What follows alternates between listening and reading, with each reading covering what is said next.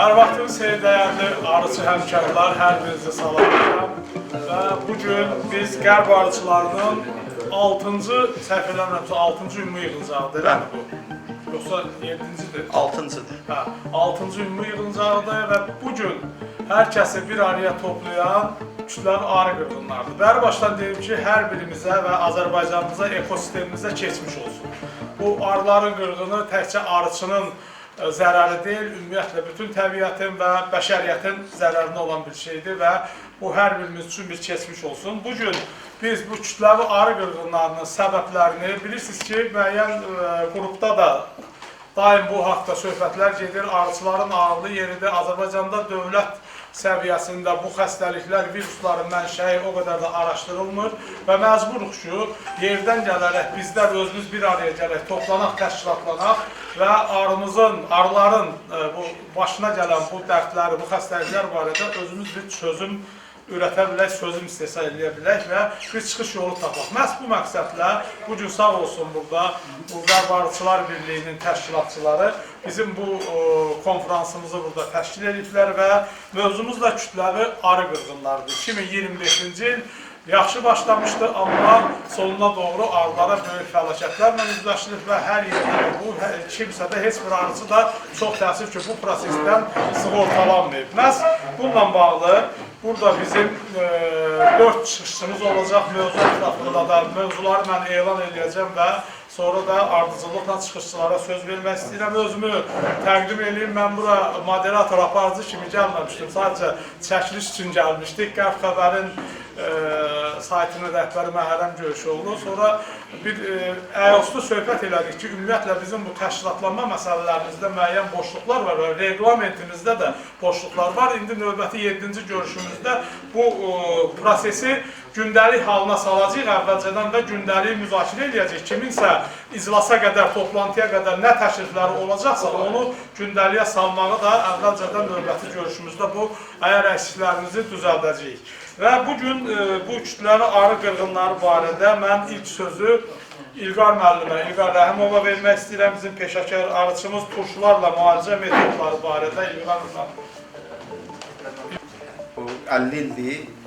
Qulam Hüseyin müəllim, Qulam Hüseyin Sultanlıya istinad eləsək deyir ki, bu Azərbaycana girifdi 1974-cü ildə Qazax rayonu arıçılıq təsərrüfatında o vaxtı ilk olaraq Azərbaycanda bu Qazaxda aşkar olmuşdu 1974-də.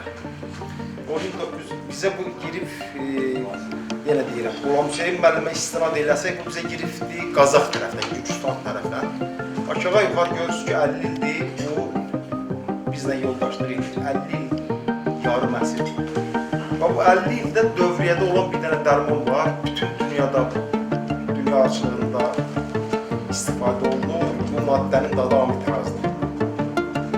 Mən bilmirəm, buradakı yoldaşlardan kimsə Rend Oliveri izləyirsə, əgər kimsə izləyirsə, onun məqalələrində Rend Oliver bizə Zaqatala konferansında yəqin iştirak edənlər olubdur. Zirətli məlumatıma gəlmişdir. Oradaydınız Zaqatala konferansında. Konferansda da danışdılar.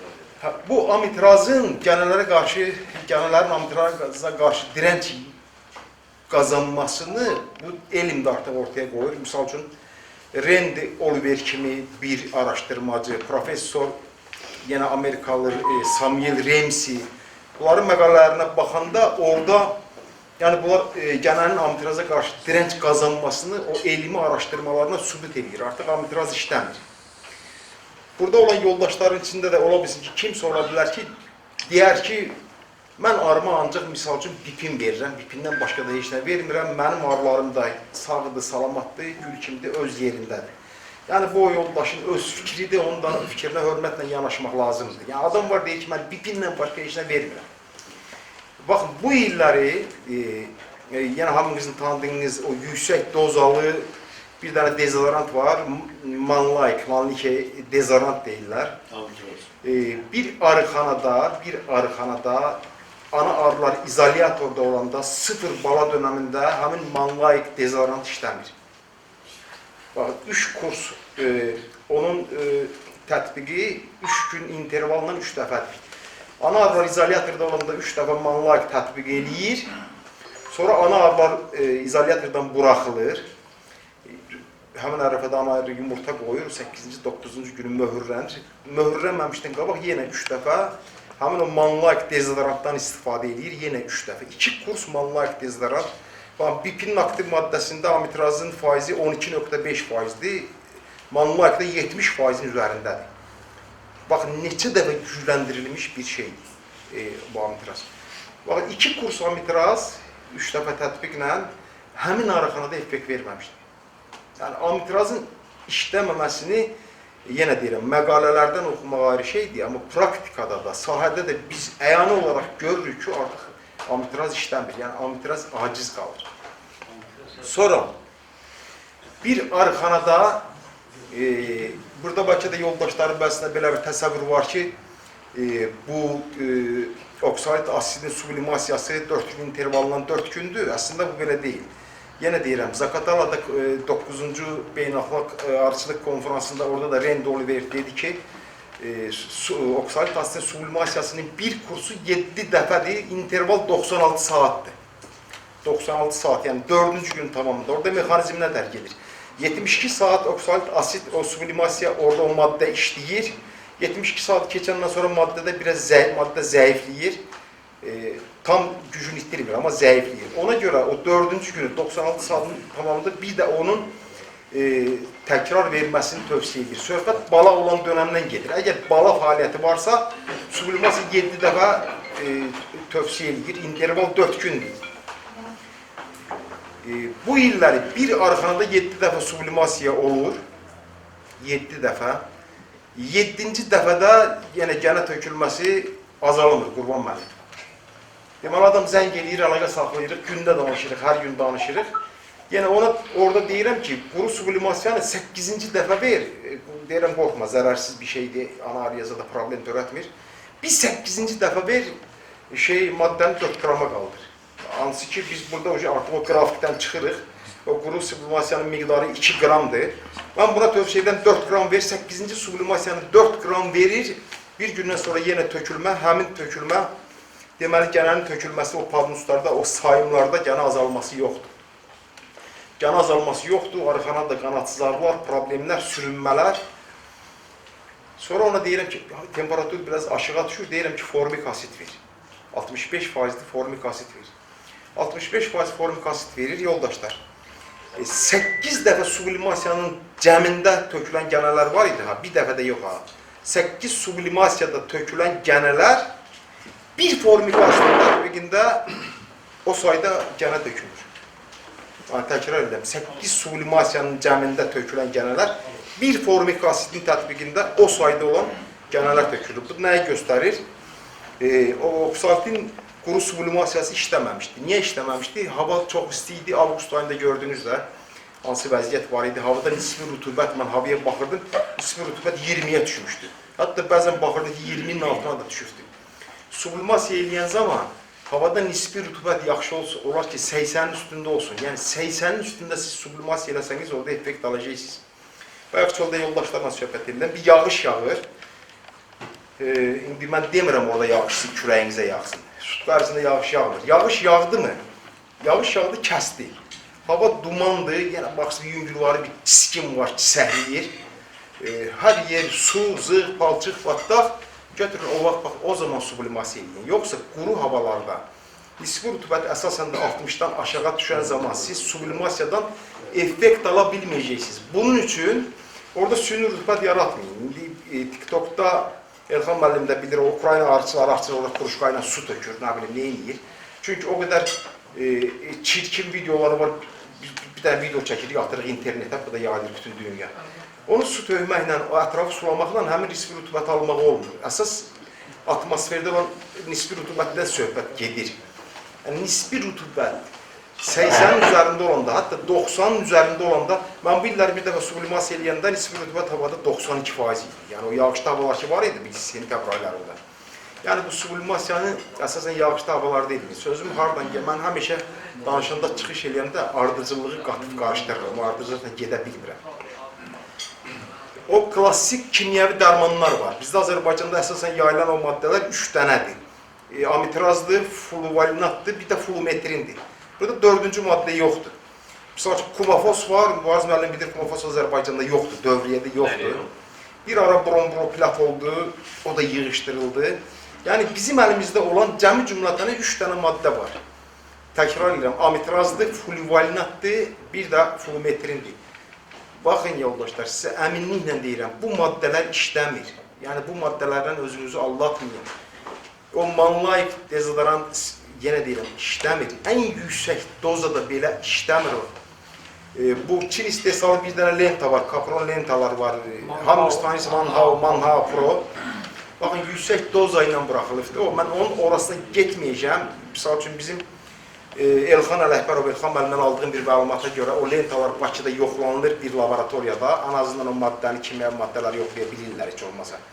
Orada maddənin miqdarı, Qurban müəllim, 120 milliqram olur. Təsəvvür edeyim mi? Öz daxili bazarına Çin üçün buraxdığı məhsula 40 milliqram oxturur. Bizi kimi ölkələrə ixrac elədiyi dərmanın tərkibinə 120 milliqram maddə oxturur. Arıçı da lentanı tətbiq edir, qoru yeşiyin içinə 15 dəqiqədən sonra bir cərgədə 20 dənə arı var. Birinci arıya lentanı qoyur, o 20-ci arıya çatana qədər gəlir ki, o birinci arıdan artıq gənə tökülməsi olur. Onda da arıçı deyir ki, bu Manhao'dan yox deyir, bu çox gözəl şeydir, bu çox effektiv şeydir. Görək, gənəni 15 dəqiqə bu gənə tökür. Yoldaşlar, doza o qədər yüksəkdir ki, dozanı yüksəltdikcə, həmi baxın amitrazda, həmi fluvalinatda, flumetrində, dozanı qaldırdıqca, miqdarı qaldırdıqca, bütün problemlərdə onda çıxır ortaya. O gənələrin direnç qazanması, maddələrin, nə qədər maddələri qaldırırsan, o daha çox ora, daha tez orada uyğunlaşma əmələ gəlir. Başqa bir o direnç qazanma məsələsi arıçılara bağlıdır. Siz hamınız bilirsiniz ki, misal üçün, payızda, sentyabr ayında o lentanı qoyur ora, mart ayında götürür. Biz bunu ən azından gəzdiyimiz arıxanalarda görmüşük. İnternet üzərindən baxdığımız videolarda biz bunu görürük. Payızda ora maddəni qoyubdur, yazda götürür. Əslində, o həmin maddəyə qarşı arısına peyvənd vurur, peyvəndlənmiş olur. Bütün dərman preparatlarının üstündə yazılır. Misal üçün, lent şəkilli dərmanların üstündə yazılır ki, misal gətirirəm mən, 25-30 gün yuvada qalır. Əgər o istehsalçının orada onun təlimatında göstərildiyi müddətdə sən o lentanı oradan götürüb utilizasiya eləmirsənsə, ləğv eləmirsənsə, artıq sən o maddəyə qarşı o arılara peyvənd vurmuş olursan. Bizim hamımıza uşaq vaxtı peyvənd vurulubdur. Niyə görə peyvənd vurulubdur? Həmin o xəstəliklərə qarşı bizdə direnç qazanmaq, immunitet yaransın bizdə. Arıçı özü bilinçsiz şəkildə, özü kör-körana həmin tətbiq elədiyi maddələrlə gəniyə peyvənd vurur. Yəni, gənidə direnç qazanır. Dərmanın təlimatında göstərib 30 günün tamamında. 30 günün tamamında götürürsən. Manhao'nu misal göstərib. Manhao'nun təlimatına baxın. Birinci tətbiq olunur, 7-10 gündən sonra da ikinci proporsiya tətbiq olunur. Orada açıq şəkildə yazılır. 28 günün tamamında lentanı götür olur. Sən götürmürsənsə, artıq dediyim kimi, necə ki, bizə ki, bəzi xəstəliklərə qarşı peyvənd vurulubdur, sən həmin arılara artıq, həmin maddə ilə həmin arılara peyvənd vurmuş olursan. İndi 2024-2025 əsası keçən bir də bu illəri Azərbaycanda kütləvi arı ölümləri, mən bircə dənə rayonu misal gətirəcəm, təkcə Lerik rayonunda, söhbət bir rayonun özündən bir kəndindən getmir. Ümumi Lerik rayonunda bir mənbədən almışdım məlumat 80% arı ölümləri var. Bir yaxın yoldaşdan aldığım məlumata görə 90% arı ölümləri olmuşdur. Baxın, 90%, bir rayonda 90%. Həmçinin Astara, Lənkəran, həmçinin Qaxsa, Qıtala, Balakan və s. yerlərdə. Bu son illərdə arı ölümlərinin səbəbi nədir? Niyə bu qədər bizdə arı ölümləri olur? Bunun bircə dənə səbəbi bizim, bayaq dedim ki, bizim Azərbaycanda dövriyyədə olan, bu 50 il dövriyyədə olan bir gənədir.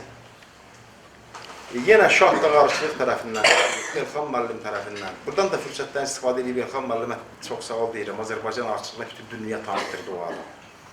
Azərbaycandan bir çox bölgələrdən Türkiyəyə gedən analizlər gəldi. Onu açıqladılar. Elxan müəllim səhifədə yazdı, pozdu, canlı video formatında çıxış elədi və s. və ilə. Bir çox viruslar artıq Azərbaycanda var. Bu viruslar Azərbaycanda bu gün gəlməyib. Bu viruslar 20 il, 30 il, 40 il bundan qabaq burada Azərbaycanda var idi. İndi onlar niyə bu qədər aktiv olubdur?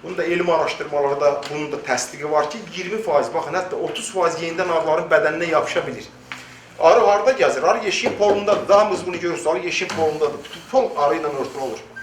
O maddələrin tətbiqindən yeşiyin poluna tökülən gənələr bir müddətdən sonra, biraz aylandan sonra, biraz huşu başına gələndən sonra təzən oradan yapışır arıya. Amma yeşiklərin polu setka olan, birisi də o siyirmə deyirlər. Padnus olan yeşiklərdə gənələrin yenidən arıya yapışma ehtimalı 0-a bərabərdir. Çünki o həmin setkadan padnusa tökülür. Yəni ona görə də bəzən dərmanların tətbiqindən burada nəticə almaq olmur. Misal üçün, bu günləri, yenə deyirəm, amitrazın bir çox fərqli tətbiq üsulları var. Mayi halda, birisi bu bipindir. Misal üçün, onu tüskü halda körükdə yandırıb verirlər və s. Bu maddələr artıq işləmir. Praktika göstərir ki, son əsası 2 ilin praktikası göstərir ki, ən yüksək effekt verən, ən yüksək nəticə verən qarışqa turşusudur. Baxın, mən hələ oksalit aslında adını çəkmirəm, quzqulağı turşusunun adını çəkmirəm. Ən effektivi, ən yüksək effektiv verən arı xəstəliyinin, baratozun müalicəsində ən yüksək effekt verən formik asiddir. Onun da problemləri var, temperaturu sevmir, yüksək temperaturda ciddi problemlər törədir, əmələ gətirir və s. və ilə axır. Əgər temperatur yüksəkdirsə, alışdırma dozası deyilən bir doza var. 2 qramdan verin, qorxmayın. Temperatur deyək ki, 30 dərəcədə, 32, 33, 35, 2 qram heç nə eləməz. 2 qram gənə tökürmü? 2 qram da kifayət qədər gənə tökür. Ona alışdırma dozu deyirlər. Siz artıq həmin temperaturlarda 10 qram, 15 qram verə bilmərsiniz. Həmin alışdırma dozunu verə bilərsiniz. Gənəni nə cür kontrolda saxlaya bilərik il ərzində? Kardonların, burada istifadə edənlərdən mən bilirəm ki, Cavid istifadə eləmiş də kardonlardan. Oksalit gliserinləndirilmiş kardonlar var. Sonra bu kardonlar biraz ikinci plana keçdi. İndi, baxın uşaqlar, son, lap yaxın, bəlkə də bir neçə ayın tamamında kardonlarla sıradan çıxdı, ikinci plana keçdi, salfet də keçdi, artıq bir dənə masalka girib dövrüyə. Selluloz, masalka üstün olduğuna görə salfeti də çıxartdıq. Bir gün dövrüyə girir sellulozik, baxın təkrar edirəm, sellulozik masalkalar. Araz marketlərdə var. Bunun proporsiyalarını sonra biz paylaşarıq, bölüşərik həmin masalkanın. Həmin masalkalar tətbiq eləməklə biz 60-75 gün gənəllərə nəzarət edə bilərik. Baxın, bu elə belə qısa bir müddət gəlməsin ha, sizə 60-75 gün, bu elə belə şey deyil. Bal dönəmində, ana nektar axını dönəmində işlədə bilərsinizmi? İşlədə bilərsiniz. Real məqalələr var, Qurban müəllim, analizlər var. 2017-2024-cü illəri əhatə edən məqalələrdə çox yüksək səviyyədə laborator analizləri var. Balın analizi, güləmin analizi, mumun analizi. Oksalit asitin kardonlarda, salfetlərdə, ən son sellulozik masalkalarda tətbiq olunması arı məhsullarına heç bir çiklənmə verməyibdir. Orada qarışqa turşusunun və quzqulağı turşusunun təbii balda olan normativin üstündə misal üçün o görünməyibdir. Mən burada sizin hamınıza tövsiyə edirəm yoldaşlar. Araz marketlərdən həmin masalkaları alarsınız. Ukrayna istehsalıdır. Bir paketdə 5 dənədir, 15 vurulsun, 15 cm ölçüsündədir. Deməli, burada işlətdiyi salfetkalar 18 vurulsun, 20 cm ölçüdədir. Baxın, 18 vurulsun, 20 cm. Bu Amerikaya aiddir, İsveç salfetləridir. Bu bizim salfetlər isə 16 16 cm ölçüsündədir. Bu bizim salfetlərdir. Masalka, sellulozik masalkalardır. Bunu yarı bölürük. Biz bunun bir dənə masalkanı yarı bölürük. Burada bir dənə masalkanın, baxın, bir dənə bütün masalkada orada proporsiya cəmi maddə 66,7 qramdır. Bizə yarı salfeti, bu 66-ını biz yarı bölürük. 66-nı biz yarı böləndə, 66 yarı bölündə, yoldaşlar, 33,3 qram. 33,3 qram. Bura gliserin gedir. 33,3 qram da oksalit gedir. Oksalit asit gedir. Biz bu məhlullarla bu maçalkanı isladırıq. Yaxşı olar ki, orada o məsafədən ölçən termometrlə nəzarət eləyək, temperatur 70 dərəcəni keçməsin. Yəni bu 70 dərəcəni yenə deyirəm, mən Rend Oliverin məqaləsinə istinadən deyirəm, özümdən heç nə uydurmuram. 70 dərəcəni keçməsin, məhlul isti halda, baxın isti halda, bu proporsiyanı siz 50 dənə də maçalka istada bilərsiniz, 100 dənə də istada bilərsiniz, riyazi hesablama ilə bunu artırıb, maçalkaları sayına görə məhlulu hazırlayırsınız, qaynar şəkildə, isti şəkildə həmin o maçalkaların üstünə tökürsünüz. Birin birə qatılır da o. Bəli. Tökürsünüz üstünə 12-24 saat qalır. 12-24 saat qalır. Ondan sonra onu orada səhv eləmirəmsə yenə bir gün yazmışdı. Bir gün onu qurumaya qoyursunuz. Orada günəş şüası olmayacaq o quruma prosesində. Orada o maçalkanın əmdiyi artıq məhlul ola bilsin ki, biraz pişkin poluna dammasın, tökülməsin. Bir gündən sonra da bunu götürürsünüz, tətbiq edirsiniz. Bir ara ailəsinə bir pütov salfet gedir. 16 vurulsun 16. Biz sadəcə olaraq bunu 2 hissəyə bölüb qoyacağıq. Düz yeşiyin ortasından mərkəzdən. Bir öndən, bir də arxadan. Baxın yoldaşlar, yenə deyirəm, buradan həmin məqaləyə yenə istinad edirəm. 60-75 gün, 60-75 gün bu orada etibarlı şəkildə genlərdən qoruyacaq. Bu müalicə üsuluna etibar eləmək olarmı? Bu bizi gənə xəstəliyindən, varotoz xəstəliyindən qutaracaqmı? Yox. Buna etibar eləmək. O zaman niyə biz bunu tətbiq edirik? Baxın, mövsüm ərzində biz bu müalicə üsulu ilə gənənin kütləvi artımına nəzarət edirik. Biz əsas müalicə üsulumuz nə vaxt başlayacaq bizim? Bal süzümündən sonra. Biz balı süzüb qutarıb yekunlaşandan sonra biz onun adını qoyur, onu ana müalicə üsulu. Baxın, ana müalicə üsulunu biz onda başlayacağıq. Bu bizim ana müalicə üsulumuz deyil. Bu bizim gənələrin kütləvi artmasının qarşısını almaqdır. Yəni biz bundan gənələrə nəzarət edirik ki, o gənə artıq o pik nöqtəyə nətər deyirik, o çərçivədən kənara çıxa bilməsin. Bundan biz nəzarət edə bilərik. Sonra Ukraynada bir dənə gel var yoldaşlar. Mən bilmirəm, Rusiyadan hər hansı bir mən mübariz müəllimlə indi söhbət edəcəm, o barədə görüm mübariz müəllimin əli Ukraynaya çatır, yoxsa çatmır. Bir dənə orada bir gel var.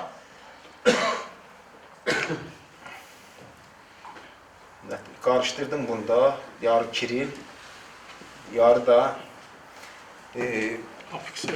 apixens var. Bu geli əgər oradan, ola bilər tanış olar, Satışda var bu. yoxdur. Satışda var. Bir yerdə 1-2 dənə olur, o da yoxdur hal-hazırda. Nemətdə var idi. Əgər bu gelə kimin əli çatırsa, yəni 100% organik, 100% organik bir vasitədir, bundan da istifadə edə bilərsiniz. Bunun tərkibi timoldur, mentoldur, bir də ekvalit yağıdır. Amma bu uçucu yağlar olduğuna görə bu maçalkalardan fərqli olaraq bunun ana nektar axımında tətbiq olunması tövsiyə olunmur. Çünki bu iyili və qoxulu maddə timol və mentol iyili qoxulu olduğuna görə balın tərkibini dəyişə bilər.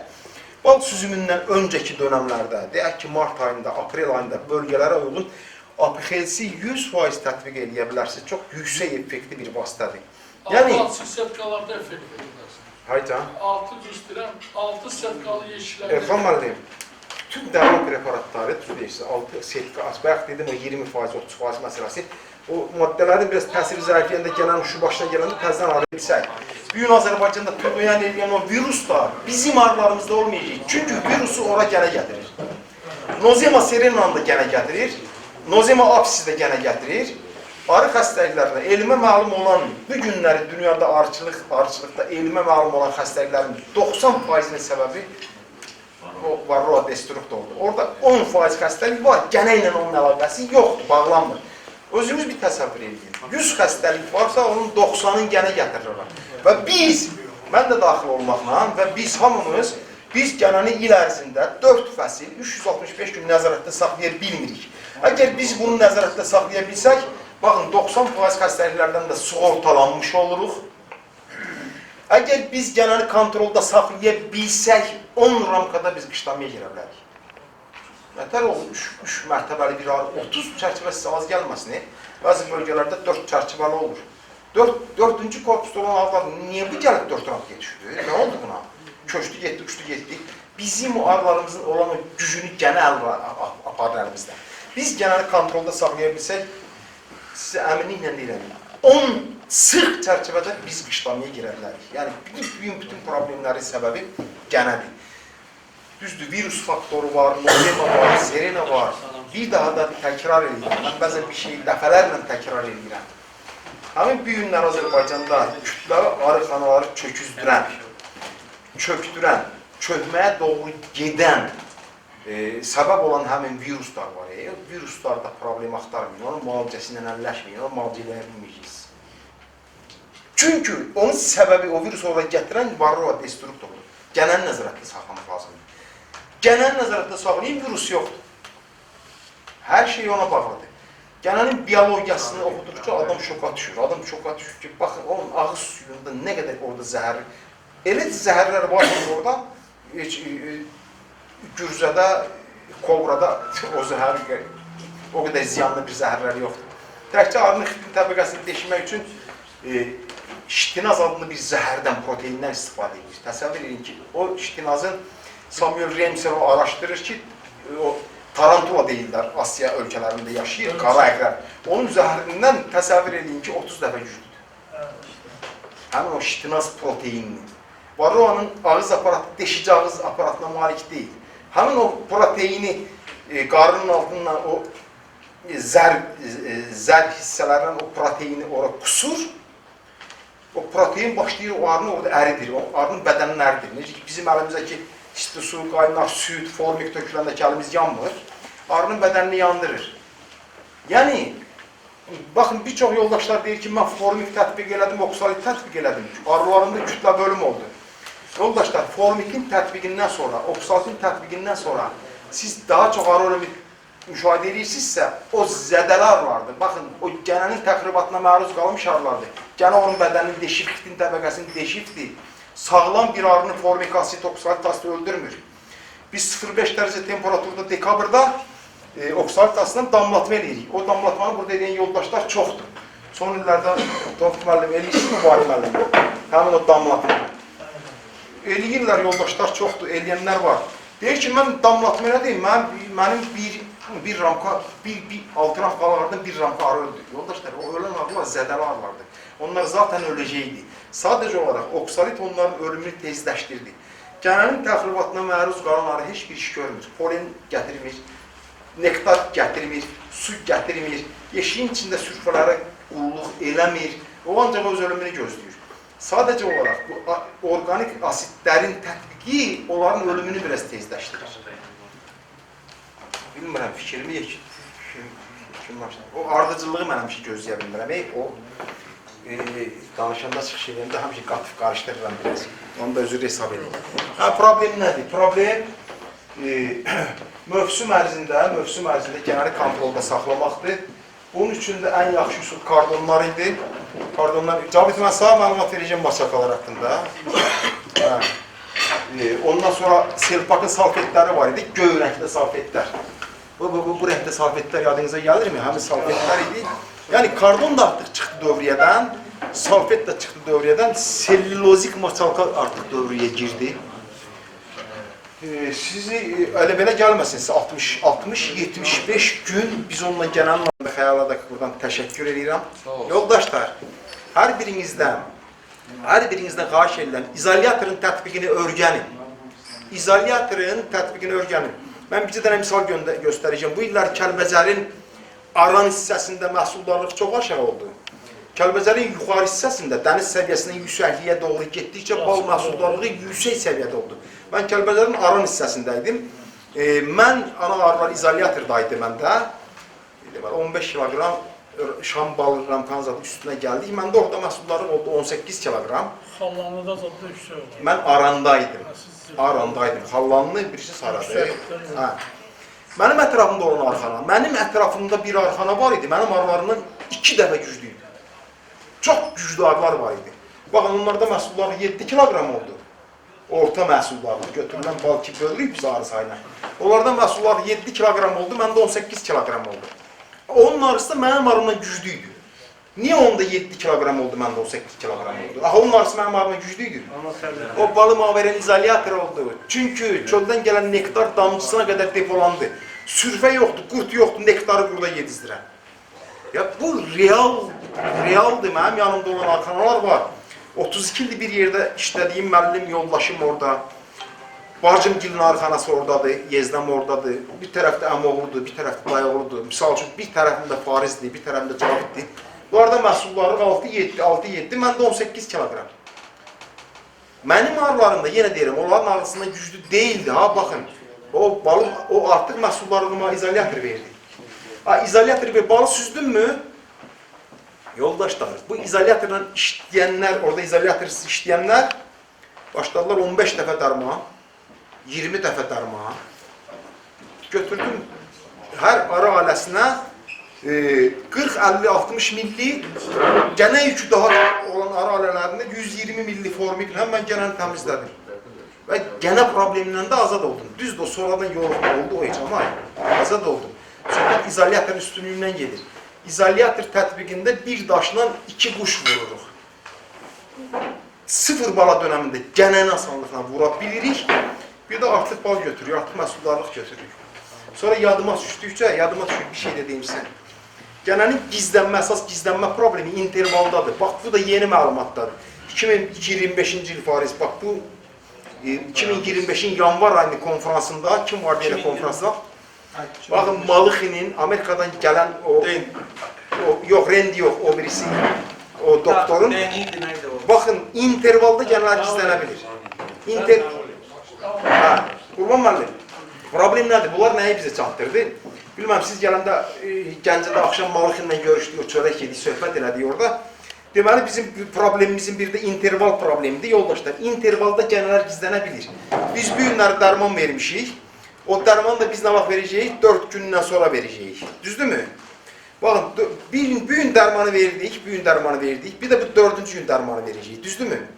Bax, burada, bax, 3-cü gün bu intervalda gənələr gizlənə bilir. Çünki birinci verilən dərmanın gənəni vurma mexanizması artıq burada zəifləmişdir. Bax, burada zəifləmişdir. Yəni, bir üskükdən çıxan gənə, onun anası ki, girir oraya qızla çıxır, ha, mayalanmış çıxır. Ananın özü yox. Ana girir oraya yumurta qoyur, oradan mayalanmış qız çıxır. Onun qızı avtomatik olaraq başqa möhürün içinə girir. Girməsə yumurtlaya bilmir. Onun o yumurtası, o işləmir o mexanizm. Hökmən gizlənməlidir. Bizim problemimiz intervaldır. Həmin intervallarda biz, arıçı deyir ki, mən 20 dəfə dərman vermişim, gənə qutarmır. Niyə? İnterval var. Bax, orada intervalda gizlənir gənə. Bu problemi də aradan nə götürür? İzolyator götürür. İzolyator götürür, gənəni gizlənməyə yeri olmur. Yəni, biri var gənə daxildədir, biri var xaricdədir. Daxildə olanda möhürün altında olur. Dərmanlar vurmur onu. Dərmanların təsiri yoxdur. Amma möhür olmayanda çöldə avtomatik onu vura bilirik. Ona görə bu da izolyatorun üstünlüyü. Təşəkkür edirəm, biraz çox danışdım. Buyurun, yoxsa yox. Yəni, reallıq büyün yoxdur. Turşuların xüsusiyyəti var da, aşılayır, dağıdır, yandırır, kör eləyir, kar eləyir. Nəfəs borusunu boğur. Yəni, turşulara qarşı büyünləri genəldə direnç yoxdur. Yəni, çıxış yolu turşulardır. Yəni, bir dəfə də o Azərbaycan Arıçıları qrupunda İlxan müəllimin çıxışına baxın, o cümləni orada işlədir orada. Yəni, çıxış yolu turşulardır. Yəni, bugünkü vəziyyətə baxanda ki, bu maddələr işləmir, biz də baxırıq ki, çıxış yolu. Həm ziyansız, həm xeyirlisi. Bəli. Yəni, yoldaşlar, hamımız qarışqa turşusunu işləməyi öyrənməliyik. Çünki tropik gənəsi, yəni konkret olaraq öz istəmirləməli. Süfrələrin içində olur, ağzı bağlı süfrələrin. Yəni, mən bildiyimə görə də qarışqa turşusu, hətta süfrələrin, ağzı bağlı süfrələrin içində olan gənəllərdən tələf edir. Ona görə də... İlxan müəllim, o bizim konferansa gələn Sedat bəy, Sedat Sevin. Onların təcrübəsi var universitet səviyyəsində, formikasını tətbiq edirlər. Sonra möhürlü laboratoriyada sökürlər. Pensiyyətlə sürfələri çıxardılar ki, sürfələr sağlandı. Yəni, formikin yeganə dərman vasitəsidir ki, möhürün içində gənələri vura bilir. Yəni, amma o, biraz o temperaturu sevmir, gərək temperatura əməl edir. Bir də arıçının öz təhlükəsizliyi var. Qardaş, əlcək var, yəni, gözünə də bir açıq bilir. Spesial aparatlar satılır da, açıqısı var, həm də aparatlar. Bütün dərmanların tətbiqindən qabaq, dərmanların tətbiqi nəzəriyyəsini oxumaq lazımdır. Əlimizdə indi internet cibimizdə gəzdirir. Dərmanın adını yazırsan, o knopkanı vursun, baxsın ki, instruksiyası açıldı orada. Bir dəfə oxumaq lazımdır. Azərbaycan arıçısı dərmanların təlimatını oxumur. Vallahi oxumur. Mənim üçün vacib idi. Çox sağ olun. Təşəkkür Sağ olun. Deyirəm. PDF tökürəm və məlumat verərsiniz. Pardonda məsələn PDF Bu masal. maçakalardan indi ilkin olaraq hər həniz bir dənə alayım, Araz marketdə var. Hər həniz bir paşka alır, bir paşka. Burada Randy Oliver deyir ki, bizim misal kardonlar yeyilirdi, tökülürdü. Mən sirvəni çəkirdim ki, orada apilka var, onun tozu oradadır. Yazda istifadə edir. Həmin o salfetkalar da yeyildi. Salfetkaların yeyilməsi, didilib atılması, çölə çıxarılması önəmli deyil. Amma 100% o maçakalar hər arı tərəfindən bir dəfə dişlənir. Təmas olur. Bir dəfə dişləyən zaman hər şey həll olur. Yəni, təsəvvür edin də, bəlkə də mikronu oksalt asidin, gənənin məruz qaldığı oksalt asid, mikronu onun yaşama şansı yoxdur. O öyle şey. Yəni, bu maçalkaların, bu selülojik maçalkaların arılar tərəfindən yeyilib, dağılıb, çora çıxarılmasının önəmli deyil. Bir dəfə yetər ki, onu dişləsin, onu dişləyir. Təkrar istifadə eləmək olar mı?